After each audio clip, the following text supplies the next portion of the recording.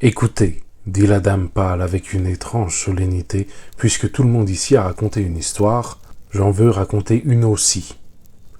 Docteur, vous ne direz pas que l'histoire n'est pas vraie, c'est la mienne. Vous allez savoir ce que la science n'a pas pu vous dire jusqu'à présent, docteur.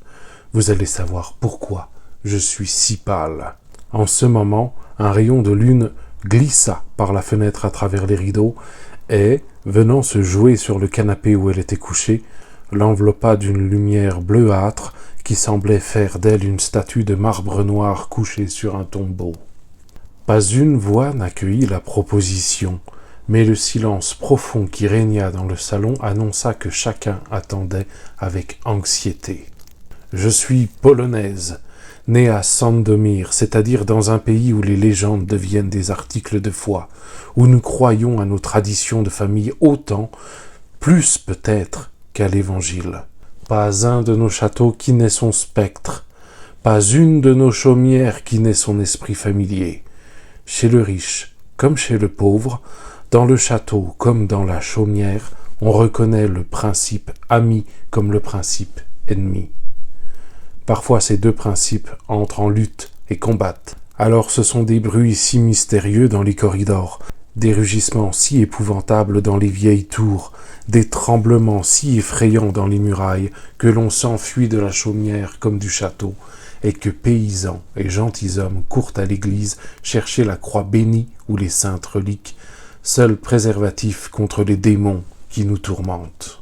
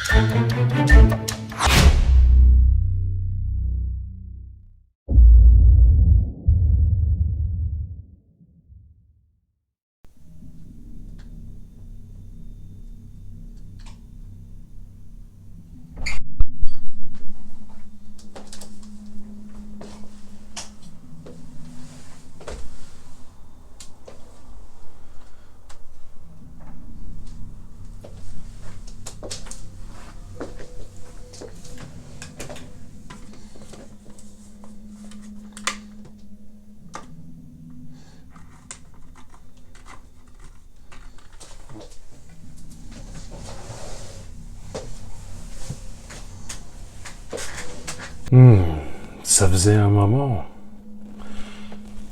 Me revoilà. Est-ce que je t'ai manqué? Et tout de suite, proposition de réponse. Prends ton temps, choisis bien.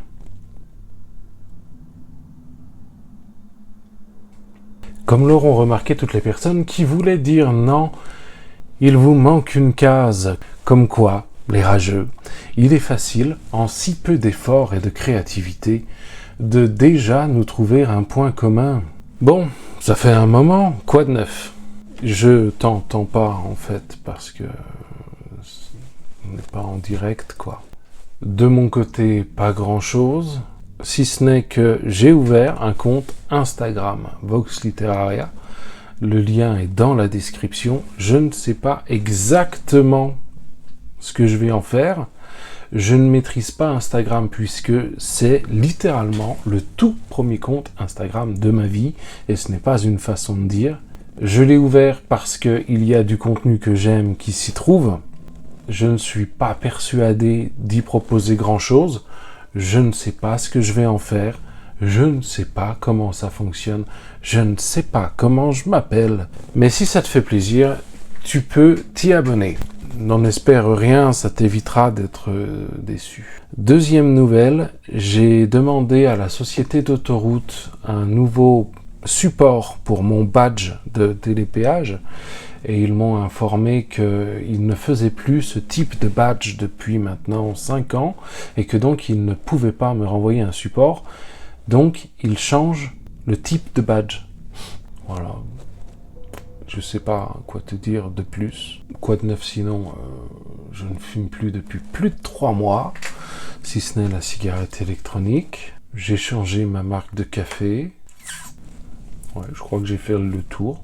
En tout cas, bienvenue à toi sur cette chaîne. Aujourd'hui, je continue dans le challenge à vos livres et je vais te parler de la lecture que j'ai choisie pour valider le défi qu'aime beaucoup lire une œuvre avec des vampires.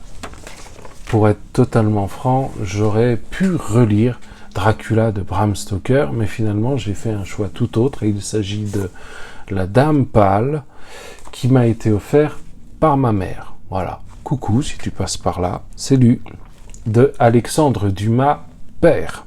Nous sommes donc dans la situation Vox se tape une relique. Maintenant que je l'ai dit à voix haute, je me rends compte d'un truc. Il s'agit d'un extrait du recueil de nouvelles 1001 fantômes paru en 1849.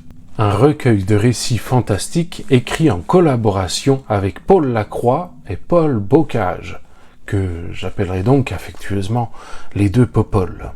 Ce recueil, 1001 fantômes, est en réalité une seule œuvre, composée de plusieurs récits. Le narrateur n'est autre que Alexandre Dumas lui-même, qui, pour des raisons que je vais ellipser, se retrouve à un dîner où toutes les personnes autour de la table sont conviées à raconter une histoire étrange qui leur est arrivée.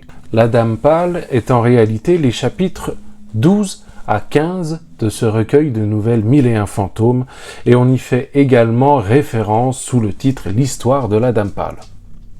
C'est quasiment pareil. Et là, ça commence à être chiant parce que moi j'ai envie de kiffer, puis faire des points Wikipédia, ça suffit pour cette fois. Je n'ai absolument aucune idée du degré d'implication de Popol dans la rédaction du recueil de nouvelles. Je ne sais pas.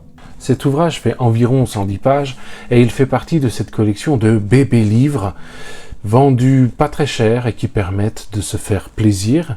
En l'occurrence, ce livre est paru en 2006 et coûtait 2 € et depuis 2023, il coûte 3 €. Voilà, chez Folio. Voilà, certains diront ça va, ça fait qu'1 € de différence et d'autres comme moi diront ça fait quand même 50% d'inflation. Et reconnais que c'est pas faux quand même.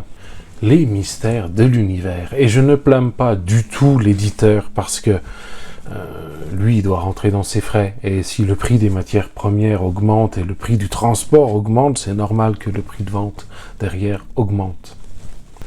Alexandre Dumas est un auteur français né en 1802 puis décédé à l'âge de 68 ans, donc en 1870, à la renommée internationale. Il est à l'origine de quelques œuvres majeures dans la littérature du XIXe siècle, parmi elles Les Trois Mousquetaires, donc Aramis, Porthos, Athos et D'Artagnan, c'est lui. Le Comte de Monte Cristo, dont j'attends la nouvelle adaptation cinématographique prévue pour fin juin avec Pierre Ninet avec grande impatience, ou encore La Reine Margot. Bref, t'as compris le délire, je vais pas tous les faire. Alexandre Dumas est un auteur qui pèse dans le game.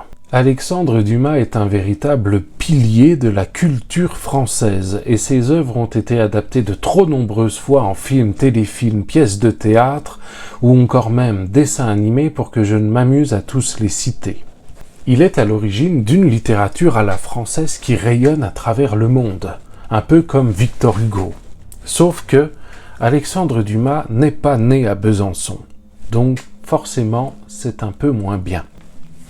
C'est ma chaîne, je dis tout ce que je veux. Attention, confusion facile à faire, Alexandre Dumas n'a pas écrit La Dame aux Camélias, puisque c'est Alexandre Dumas qui l'a écrit. Enfin, c'est le fils d'Alexandre Dumas qui a écrit La Dame aux Camélias. Le fils qui s'appelait également Alexandre Dumas. C'est un peu mégalo, n'est-ce pas? D'où le fait qu'on les mentionne souvent en disant Alexandre Dumas père ou encore Alexandre Dumas fils, pour ne pas les confondre. La Dame Pâle, Alexandre Dumas père. Bref, on va pas épiloguer pendant 107 ans, on y va.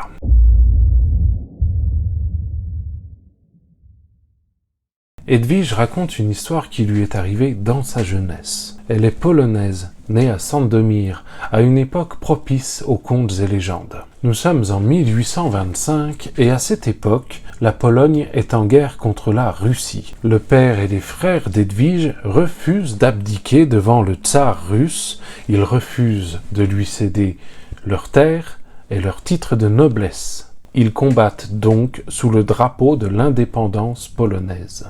Le frère cadet d'Edwige est tué au combat. Son frère aîné, quant à lui, revient mortellement blessé d'une bataille.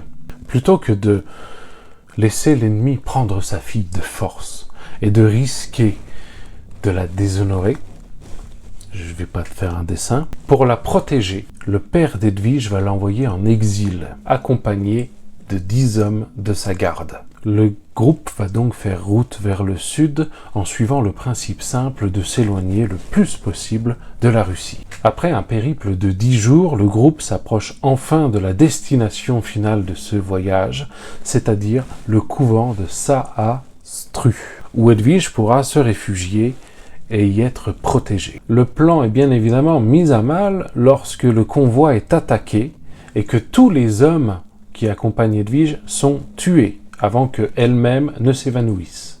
À son réveil, elle va faire la connaissance de 2 frères, 2 princes, Grigoriska et Kostaki. Bien que tous les opposent, ils tombent tous les 2 éperdument amoureux d'Edwige. Grigoriska est doux, attentionné, délicat. Il est une représentation de la lumière, alors que son frère, quant à lui, Kostaki, cache une part beaucoup plus sombre.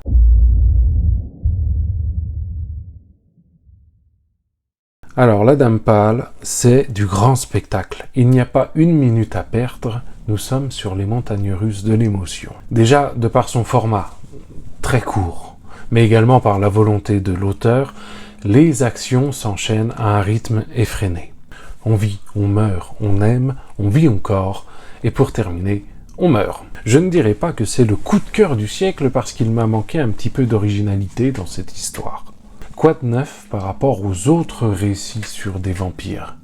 Pas grand-chose. Mais en même temps, ce livre est paru avant la sortie de Dracula de Bram Stoker qui, à mon avis, a été le premier à donner ses lettres de noblesse aux récits autour des créatures vampiriques. Quant à Salem de Stephen King, bien avant. Cette nouvelle date d'un temps où l'ambition autour des vampires n'existait pas encore. Donc Dumas a joué dans le domaine de la fantaisie et a écrit un récit où il est question de vampires. Le savais-tu? Personnellement, non. Maintenant que je le sais, ça ne va pas non plus révolutionner ma vie. Mais néanmoins, je suis content de le savoir. S'il y a un point avec lequel j'ai parfois du mal avec Alexandre Dumas, c'est sur tous ces aspects chevaleresques et romanesques lorsqu'ils sont trop rapprochés les uns des autres qui peuvent finir par m'exaspérer. Je suis toujours sur la corde entre d'un côté, putain la plume est belle quoi, et même si c'est pas original, au moins c'est bien écrit, et d'un autre, t'en ferais pas un peu trop là, pépère, voire parfois, franchement, là t'abuses. Alors oui, c'est romanesque à souhait, une succession de dilemmes cornéliens desquels il est impossible de se dépêtrer sans en jeter une ombre sur son honneur.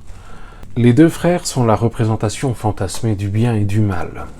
C'est un aspect manichéen qui peut en dégoûter certains, mais c'est plutôt quelque chose que j'ai apprécié. D'un côté, Kostaki, qui est présenté comme la part sombre de l'humanité, violent, querelleur, qui répond beaucoup plus à ses bas instincts qu'autre chose, et pourtant, c'est difficile de le détester parce qu'il faut quand même reconnaître qu'il revient de loin et qu'il a connu des épreuves compliquées au cours de sa vie. C'est quelqu'un qui a souffert et qui n'a pas eu beaucoup de chance. Et en plus, il est maudit, donc c'est difficile de savoir si dans le fond il est responsable de ses actes ou pas. En même temps, c'est vrai que vouloir séduire la belle demoiselle après avoir buté toute son escorte, comme approche, il y a mieux.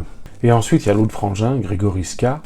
Alors lui, c'est tout l'inverse, une attitude très chevaleresque et qui répond systématiquement à des préceptes de bonne famille, de bonne foi, de ce qui fait la grandeur d'un homme et son honneur. La pauvre Edwige en tombe éperdument amoureux Eh bien, lui, je ne l'aime pas. Oh, qu'il est cuculapraline. Eh oh, Grégoriska, réveille-toi, putain. Parce que, avec ses préceptes de bonne morale, putain, réveille-toi, arrête de te prendre le chou, quoi. Agis, stop. Après, étant moi-même un sale gosse, forcément, je trouve ça pénible. Hein. C'est un petit peu la même opposition qu'entre la musique classique et le hard rock. J'ai besoin d'un petit peu des deux, mais quand même, Scorpion, quoi. Scorpion, Klaus Meine. Donc la Dame Pâle, je n'ai pas beaucoup aimé, mais j'ai aimé. C'est la grandiloquence et le romanesque de ce récit qui sont à la fois sa plus grande force et sa plus grande faiblesse. Ce sont les raisons qui feront que certains adoreront alors que d'autres détesteront. Moi, j'ai plutôt bien aimé parce que c'est Dumas et parce que je sais à quoi m'attendre venant de cet auteur. Ça aurait été quelqu'un d'autre, peut-être que je n'aurais pas eu cette approche nécessaire pour pouvoir apprécier ce texte. Peut-être, j'en sais rien. Je suis pas devin non plus. Et la fin de cette histoire qui se termine par l'affrontement des deux frères, le bien contre le mal, la religion contre le profane, le béni contre le maudit. J'aurais pu surkiffer si pendant cette lecture il y avait eu un peu plus de fantastique. J'aurais pu. Il m'en a manqué, parce que j'en ressors avec une impression d'une histoire un peu usée, malgré tout, mais intéressante.